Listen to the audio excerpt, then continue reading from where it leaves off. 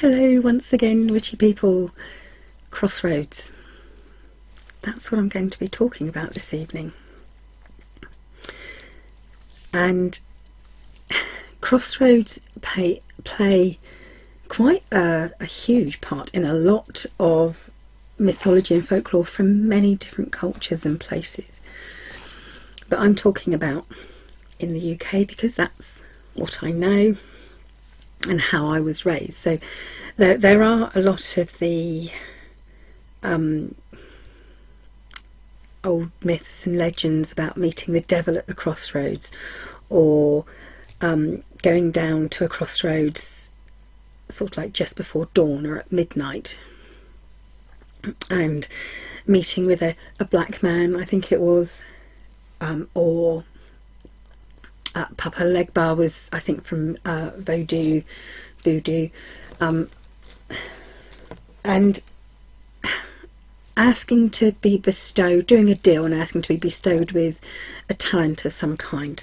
That kind of went on to Robinson, I can't remember his name, my brain is not in full gear today, where he sold his soul to the devil in exchange to be able to play the guitar, and died at 27, became one of the 27 Club members. So for most of these traditions and most of these ancient and modern cultures and beliefs, the crossroads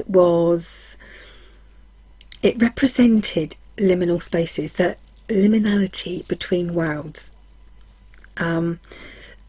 It's kind of like the meshing and the bleeding over of one world to another. It's where two worlds collide, meet each other, mesh together. Of course, in more modern times, it doesn't just mean a literal crossroads. It can be something much more, abstract. It can be a place, a location, oh gosh, anything, a rite, a political time, a cultural event, where even a forum online where it's a place where decisions can be made, where conversations can be had, where discussions are talked about, and kind of like a blending of ideas as well as boundaries.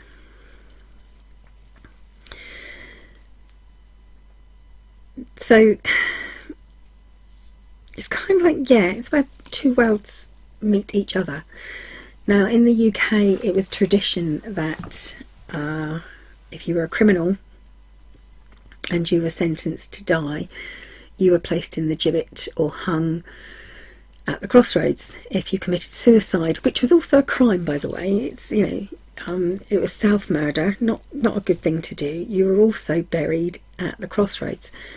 And this kind of was a representation or to show that the more roads leading off, not just a crossroads, but the more roads you had leading off of this central point, the better, because it would confuse the spirit of the dead person.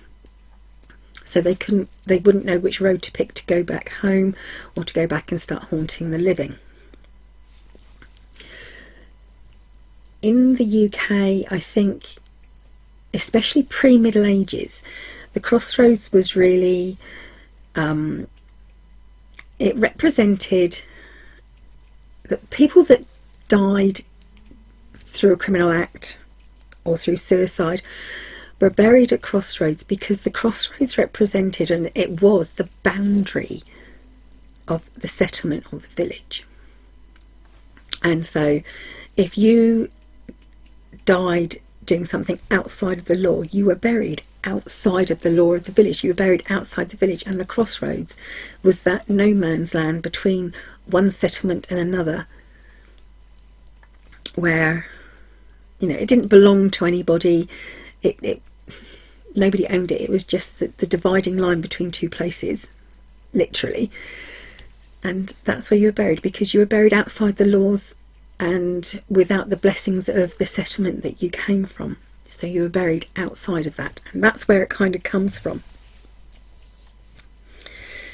And it wasn't actually, as a bit of a side note here, I think it was 1823 when that was kind of abolished.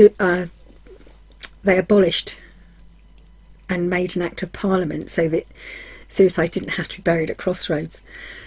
But at the time when this was first abolished, and suicides could be buried in churchyards, you could only be interred between the hours of 9 p.m. and midnight, and you weren't allowed to have a church service.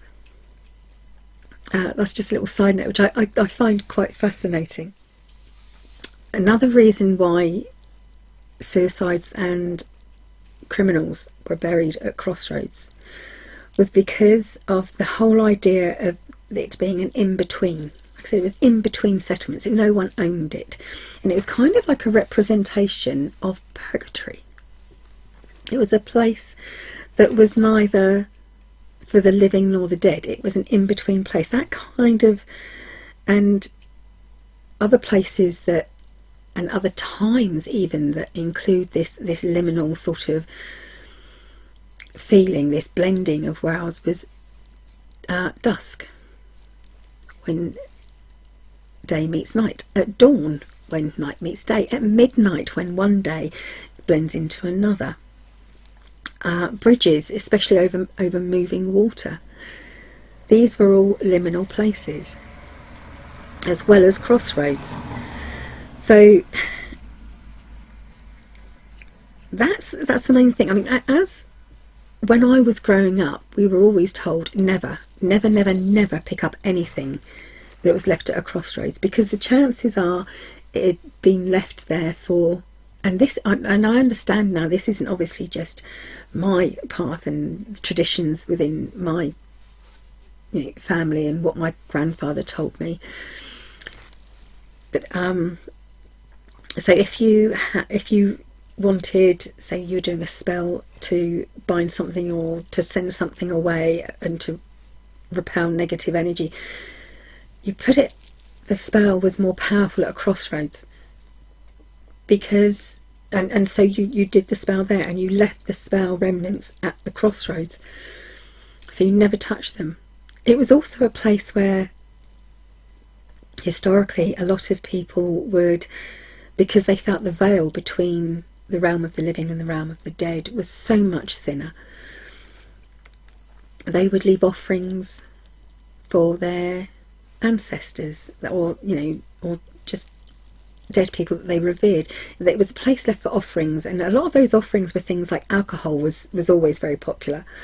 So you never touched anything that was left at a crossroads, because it was probably there for a reason, and you didn't want to either touch and even bring home the bad luck that was associated with it, or upset someone's ancestors by removing an offering that was left to them.